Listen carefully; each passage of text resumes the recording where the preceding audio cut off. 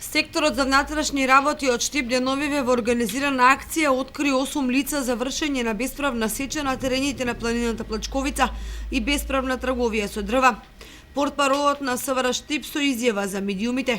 Секторот за внатрешни работи Штип, работејќи континуирано изминатите неколку дена по преземените интензивни мерки и активности за спречување на бесправна сеча и трговија со огревно дрво, откри повеќе криминални групи и поединци кои подолг временски период вршеле нелегална сеча на дрва и пустошеле шуми на неколку места на планината Плачковица, и тоа во атарите на село Калапетровци, од Жалија, село Радање, село Таринци